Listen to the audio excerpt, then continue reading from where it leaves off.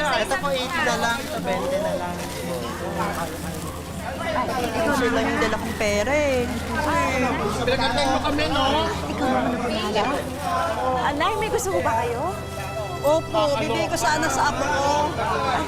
Bigay mo na lang muna sa kanya ako na magbabayad mamaya, ha? Salamat po, Kapitana. Ako? Hindi naman po ako kapitana ninyo. Asawa lang po ako ni Kapitan Ricky. Ganun na rin po yun. Minsan nga kayo pa na yung gumagawa ang trabaho ni Kap. Oo nga po, Ma'am Jessica, tumakbo ka pong kapitana, iboboto ka po namin. Naku, kayo talaga? Suportahan na lang ho natin si Kapitan Ricky kasi maganda naman ho ang hangarin niya para dito sa barangay. Jessica, Bessie, alika nga. Kausapin kita. Sige, ate, kayo po muna, ha? Ano yan? Sasabihin ko sa'yo. Importante ba yan? Eh, nakita mo naman may ginagawa tayo o busy tayo. Alam ko, pero mas importante ito, Bes. May lihim si Kap. Anong pinagsasasabi mo, Manil?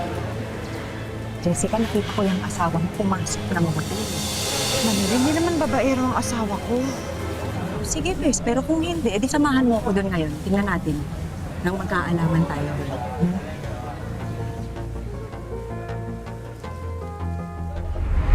Tara na. Sige, muna ka.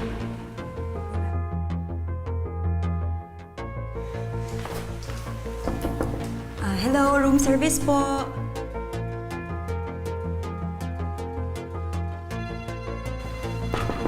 Hello po, room service po.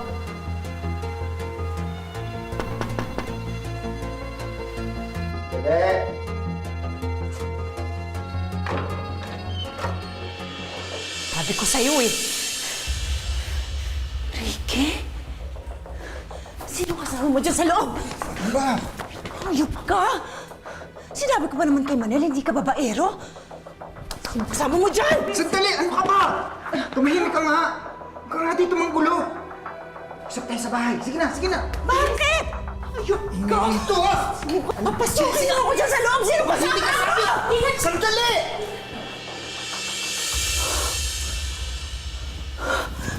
Siya? Yung contestant sa pageant? Wala kang ang babae pero may lalaki ka? Bakla ka? Mga hayop kayo! Ang bababoy nga! Bababoy nga! Bababoy nga! Kaibigan ko! Sandali! Hindi ka na maawa sa akin! Hindi ka na maawa sa akin! Buntis ako, Ricky! Naman ako! Palitan naman po kayo sa kaibigan ko! Isa ka pa, Manel, ha? Tumahimik ka. Tumakailan dito. Ikaw ang dumidemonyo sa asawa ko. Nadadamay ka.